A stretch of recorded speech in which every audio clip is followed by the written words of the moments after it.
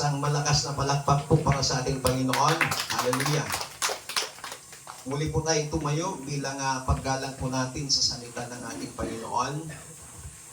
Sa aklat po ng 2 Timothy chapter 4 verse 7, basahin ko po sa New International Version. I have fought the good fight.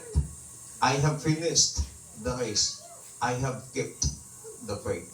Pagpalain ng Panginoon ang kanyang masalita na atin pong nabasa. Maaari na po kayong pumupo. Ang paksa ng mensahe ng Panginoon is finishing well, o matagumpay na pagtatapos.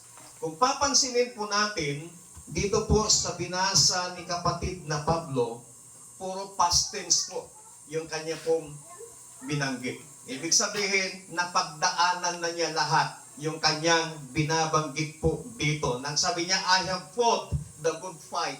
Nakipaglaban ako ng mabuting pakikipaglaban, ang sabi niya. At natapos ko na ang takbuhin at aking pinanghawakan ang aking pananampalataya. The context of this verse ay si Apostol Pablo ay sinusulat niya ang kanyang final letter na kung saan ay nararamdaman niya na malapit nang matapos ang kanya pong buhay. Isinariwa ni kapatid na Pablo dito kung paano naging mabuti ang Diyos sa kanyang buhay habang siya po ay nabubuhay ng tapat sa atin pong Panginoon.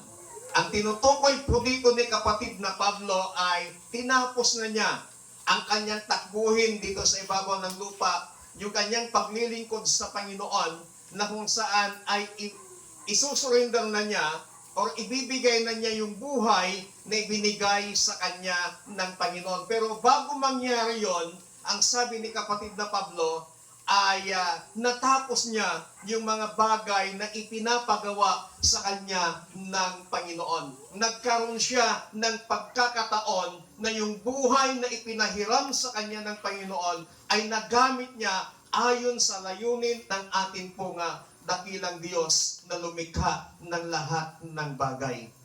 Bilang isang mananampalataya na nagsimulang maglingkod sa Panginoon, hindi po mahalaga, hindi po pinag-uusapan, it's not how you start, but how we finish the race.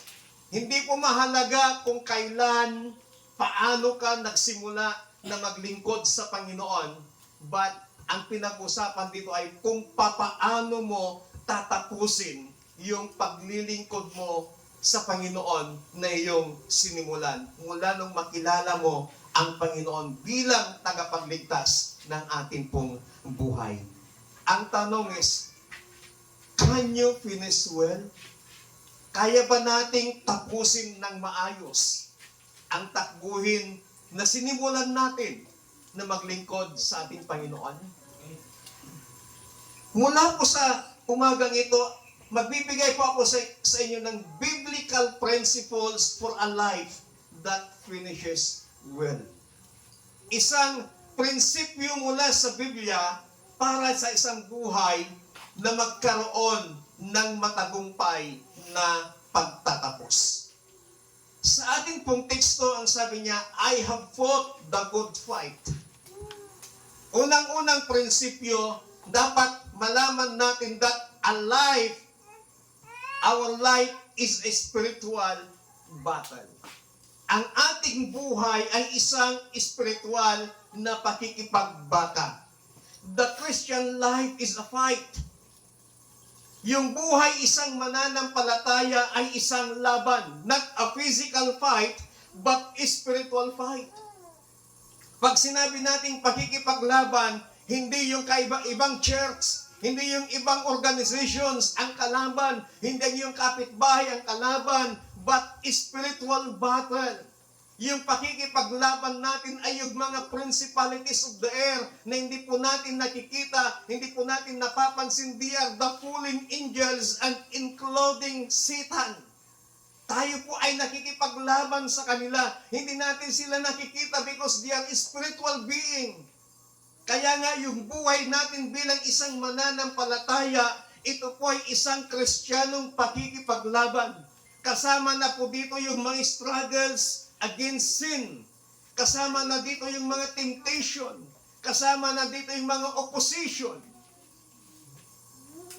Because Satan wants us to stop in serving God. Satan wants us to destroy our relationship with God.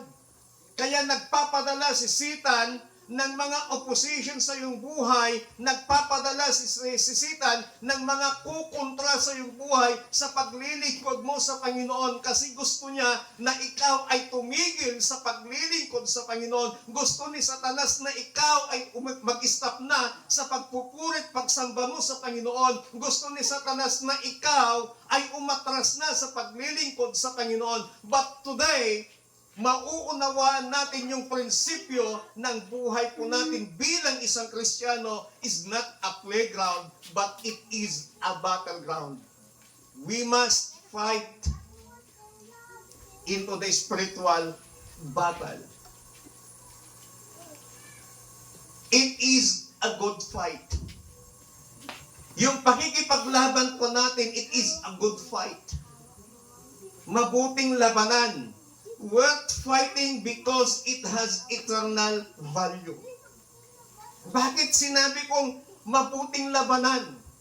Kasi nga, kapag ikaw ay nagtagumpay sa pakikipaglaban sa spiritual battle na ito, then you have to receive your eternal value in the sight of God.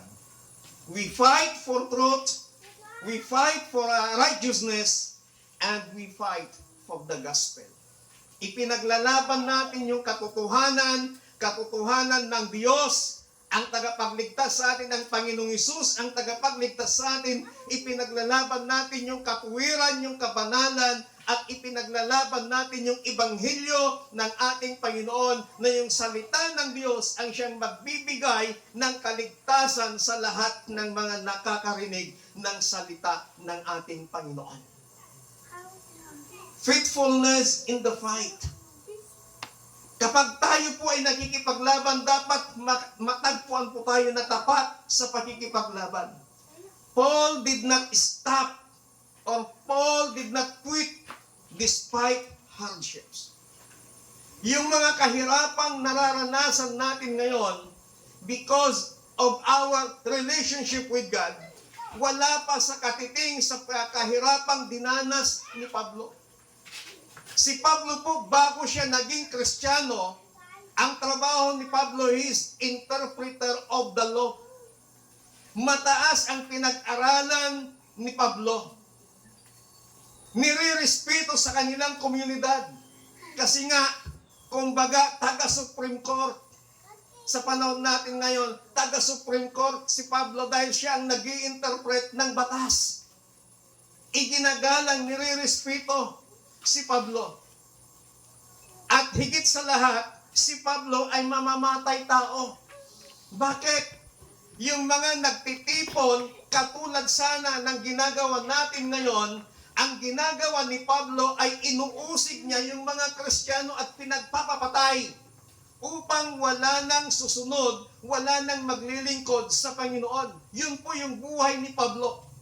Pero nung na-encounter niya ang Panginoon, habang siya'y naglalakad at the road of Damascus, ang kanyang purpose ay pupunta sa isang lugar para doon usigin niya, patayin niya yung mga nagtitipon na naglilingkod, nagpupuri sa Panginoon. But doon sa daan ng Damascus, binulag siya ng Panginoon. Hindi nakakita ng ilang araw si kapatid na Pablo hanggang sa may ginamit ang Panginoon na umalalay, nag-alaga kay Pablo. At nung makilala ni Pablo ang katotohanan, nakilala ni Pablo ang ating Panginoong Hesus bilang tagapagligtas ng kanyang buhay, simula noon, nag-aral siya ng salita ng ating Panginoon, pinag-aralan niya yung salita ng Diyos, hanggang sa nangaral na siya ng salita ng Panginoon. At habang nangangaral siya, sabi ng mga tao na nakakakilala sa kanya, hindi ba yan si Pablo? Hindi ba yan si Saulo? Kasi ang una niyang pangalan noon is Saulo. Hindi ba yan si Saulo? Yung mamamatay tao, yung umuusig ng mga Kristiyano, bakit ngayon nangangaral na siya? Kaya even the Christians, nung nakita nila si Pablo na nangangaral, nagkaroon sila ng takot. Ang nasa isipan nila, baka patibong lamang yun. At baka usigin ulit sila ni Pablo. At simula noon, nangangaral si Pablo, naranasan niyang nakulong. Ipinakulong si Pablo, wala siyang kasalanan, kundi dahil sa kanyang pangangaral ng salita ng Panginoon. Naranasan ni Pablo na natulog sa tubig magdamag. Dahil yung kanilang barkong sinasakyan, papunta sa ibang isla upang ipangaral niyang salita ng Panginoon, ay lumubog. At magdamag na siya'y palutang-lutang sa dagat. Lahat ng kahirapan naranasan ni kapatid na Pablo. Subalit, hindi po siya tumigil na naglingkod sa Panginoon. Hindi siya nag-stop na mangaral ng salita ng Panginoon. Hindi siya nagpatalo sa mga persecution, sa mga problema, sa mga pagsubok na naranasan niya sa kanyang buhay bilang isang mananampalataya. Mga kapatid, we must stay committed to God even when it's difficult. Kahit makaranas tayo ng kahirapan, kahit makaranas tayo ng mga iba't ibang pag-uusig, iba't ibang problema, iba't ibang pagsubok, huwag po tayong tumigil na maglingkod sa ating Panginoon. Amen. Palakpakan po natin ang Panginoon.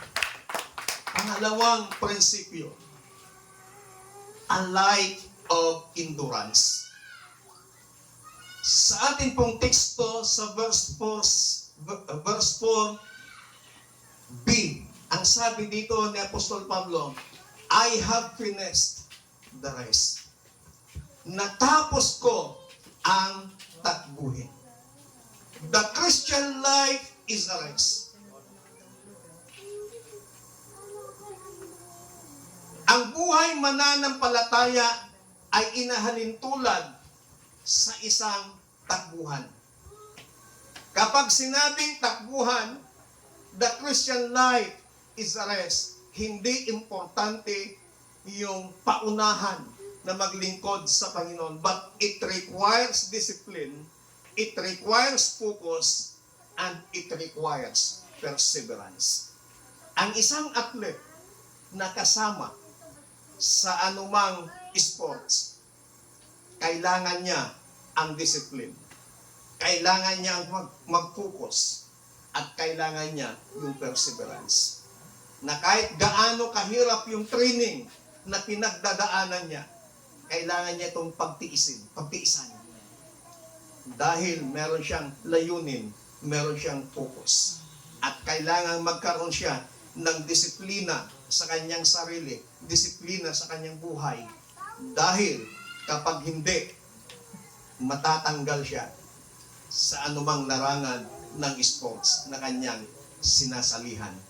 Ganyan din po sa ating Panginoon. Sa ating paglilingkod sa Diyos. Ang paglilingkod natin sa Panginoon, it is a race. Kailangan po natin ng disiplina sa ating mga sarili. Kailangan po nating mag-focus sa ating Panginoon. At kailangan po nating magtiis. Anumang pagsubok, anumang problema, anumang hirap na pinagdadaanan natin at nararanasan natin dito sa ibabaw ng lupa. Because God wants us na magpatuloy na maglingkod sa Kanya.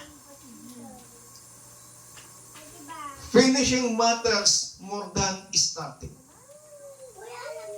Higit na mahalaga yung pagtatapos kaysa sa pagsisimula. Many start strong but fall away. Maraming nagsimula na matatag, malakas. Pero sila ang unti-unting nawawala, unti-unting umaatras sa paglilingkod sa Panginoon. Hindi mahalaga ang bilang.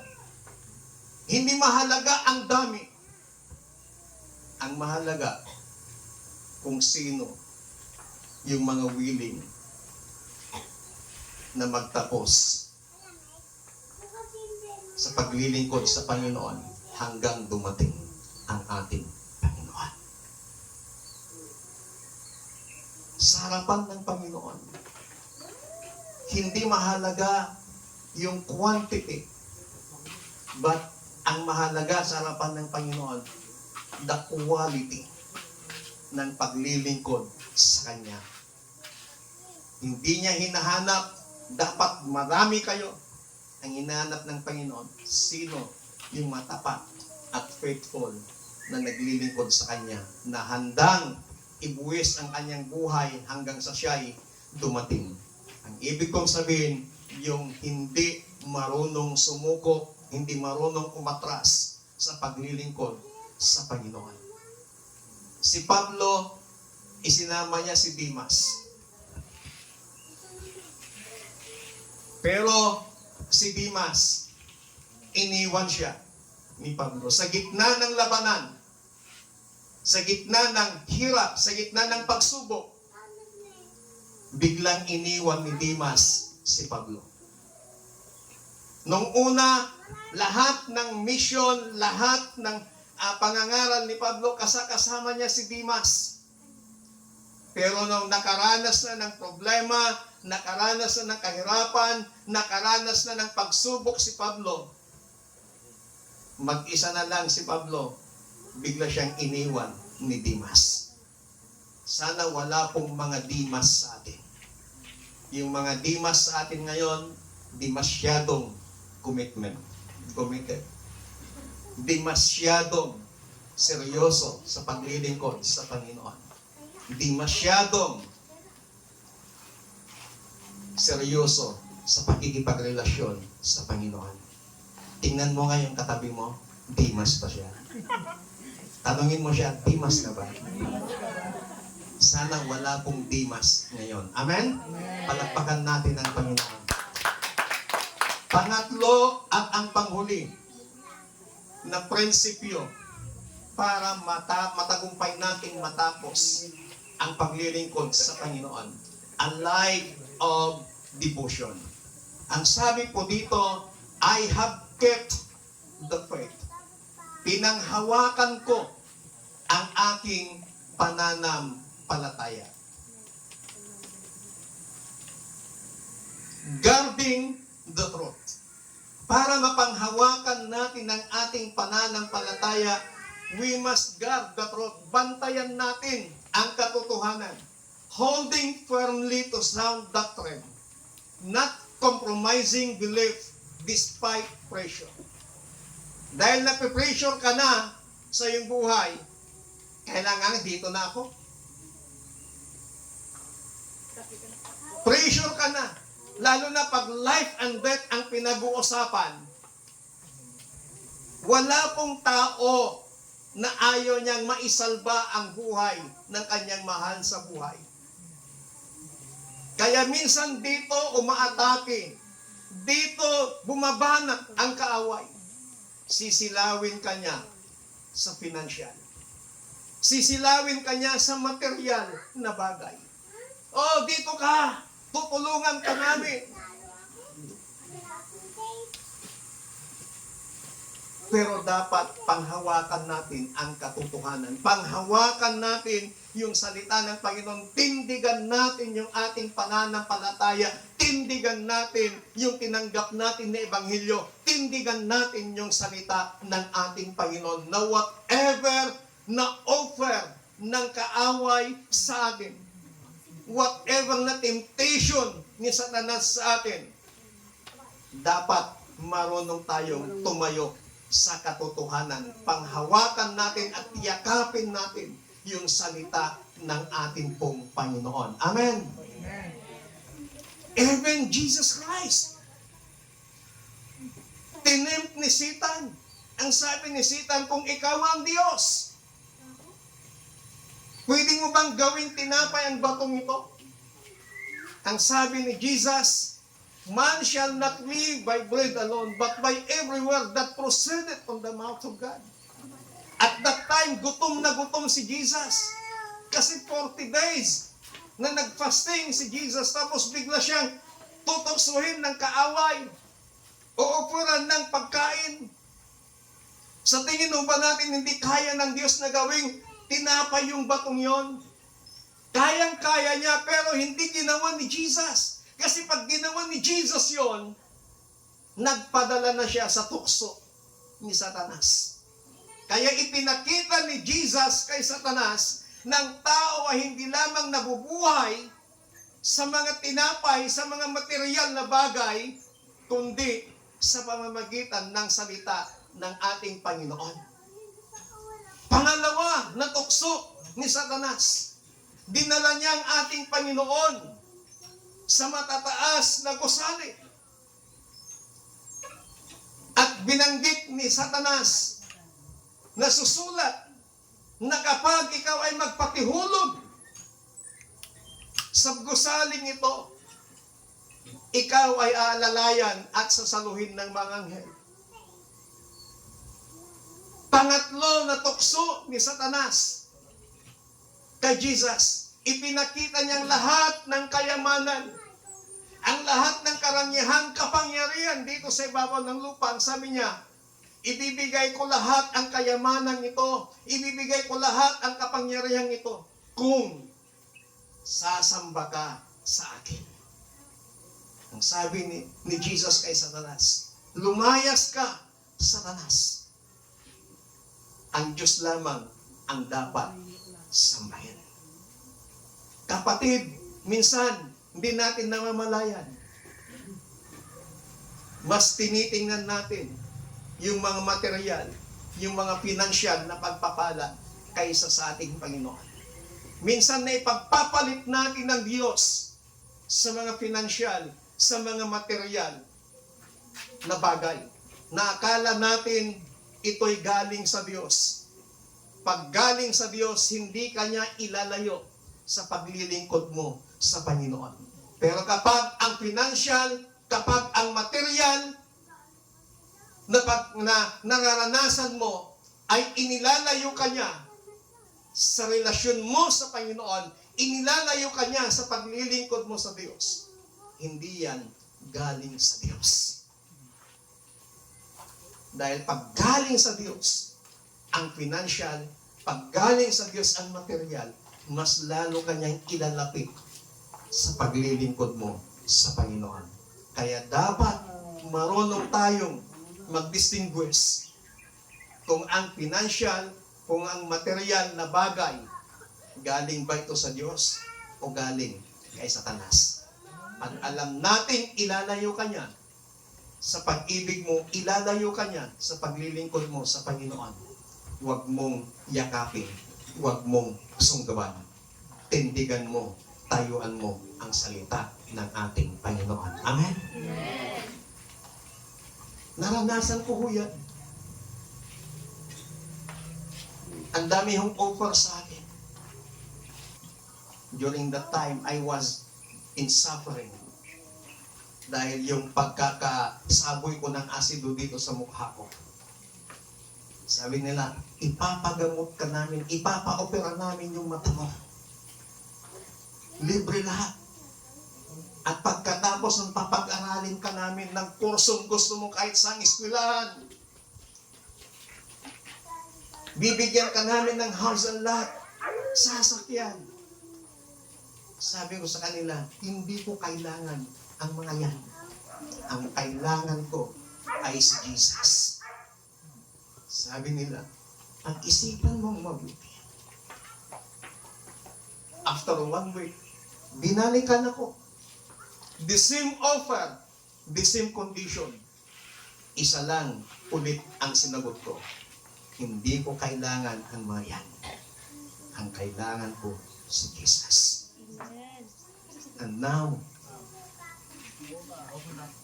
after how many years, yung offer nila sa akin, nagkaroon ako ng sasakyan na hindi galing sa kanila. galing sa Diyos. Amen? Palakpakan natin ang Kaya tingnan ho natin mga kapatid. Kapag tayo po ay may mga oportunidad, kung ito ay inilalayo ka at pinuputol niya ang pakikipagrelasyon mo sa Diyos, inilalayo ka sa paglilingkod mo sa Diyos, tanggihan mo yan kasi hindi yan galing sa Diyos. Magkaroon tayo ng integrity in belief and action. Faith is not just believe, it is live. Faith is not a noun, but it is a verb. Bakit sinabi kong verb? It is an action word. Pag sinabi mong may pananampalataya ka sa Panginoon, sabayan mo ito ng gawa ng pananampalataya mo sa Diyos.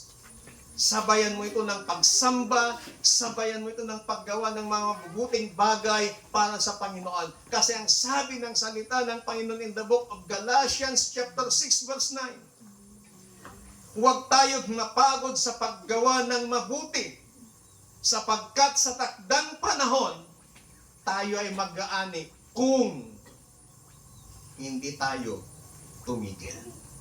Kaya yung paggawa po natin ng mabuti sa ating kapwa, lalong-lalo na mabuti para sa Panginoon, huwag tayong magsawa yun. Wala mang nakakakita, wala mang nakaka-appreciate sa ginagawa mong tama, sa ginagawa mong mabuti para sa Panginoon.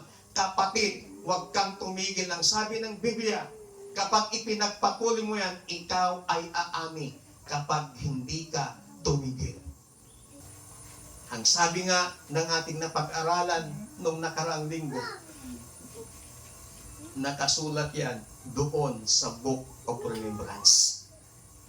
Na pagharap natin sa Panginoon o pagdating ng takdang panahon, sasabihin ng Panginoon, daytoy nga anak ko, permite ang angos na. Adun nga persecution, adun nga problema, adun nga pagsubok kinaranasan na. Now, panawanan nga bendisyon at mutan, daytoy nga anak ko. Amen? Hindi natin alam kung kailan yan. Hindi natin alam yung timeline ng ating Panginoon. Kasi ang sabi ng Biblia, yung 1,000 years ng tao, isang araw lang sa Panginoon. Ilang taon ka na bang nagtitiis sa paglilingkod mo sa Panginoon? Dahil sa kahirapan, dahil sa problema, dahil sa kawalan ng mga bagay na material, ilang taon na ba? Na hanggang ngayon, naglilingkod ka pa rin sa Panginoon. Kapatid, huwag kang susuko. Hindi natin alam, baka bukas o sa susunod na araw, sa susunod na linggo,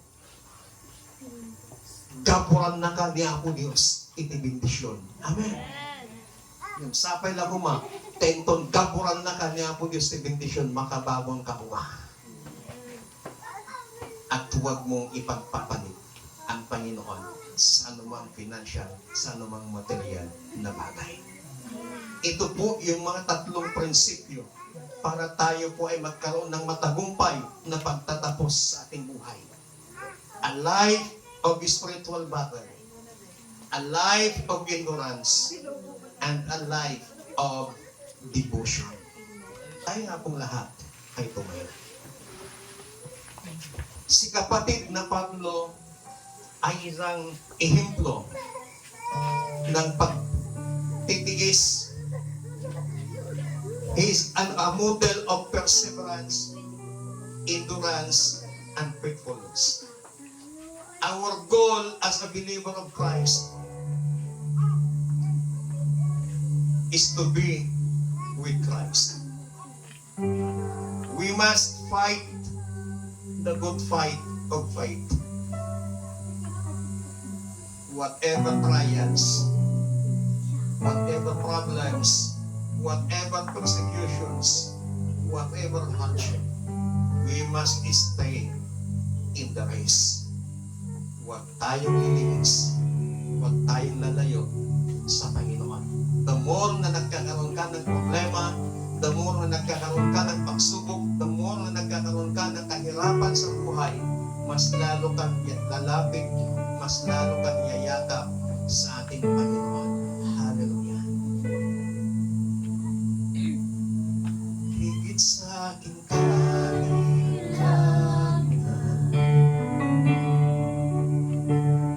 higit sa aking kalakasan, hallelujah, higit sa aking isipin, ay kaya mong gawin. higit sa aking kalakasan. Yes, Lord. Hallelujah. Ni minsan ay hindi nagkulang. Higit sa aking isipin, Ay kaya mong gawin. Bawat araw ko ay hawak mo, di magagamba sa piling mo. Bawat araw ko ay hawak mo, bawat araw ko ay hawak mo, di nagangamba sa piling mo. walang mahirap, walang mahirap sa Diyos. Walang mahirap sa Diyos. Ikaw ang Panginoon na makapangyarihan. Walang mahirap sa Diyos. Walang mahirap sa Diyos. Walang mahirap sa Diyos. Walang mahirap Yes, Lord. sa Hallelujah. Diyos. Ikaw ang Panginoon na makapangyarihan. Walang mahirap sa Diyos. Kapatid, sa magang ito, higit pa sa lang iyong kailangan, higit pa sa iyong karanasan, ang Diyos ay laging tapat. Ang Diyos ay hindi nagkukulang sa ating mabuhay. Kapatid, manatili tayo sa paglilingkod sa Panginoon. Whatever pain, whatever trials, whatever persecutions, whatever difficulties in our life, we must stay in serving the Lord. Hallelujah. Panginoon, sa umagang ito, marami pong salamat sa inyong masalita. Dahil ipinakita mo sa amin yung mga prinsipyo upang kami ay makapagpatuloy at makapagtapos ng matagumpay na pagtatapos ng aming paglilingkod sa inyo habang kami nandito sa ibabaw ng lupa.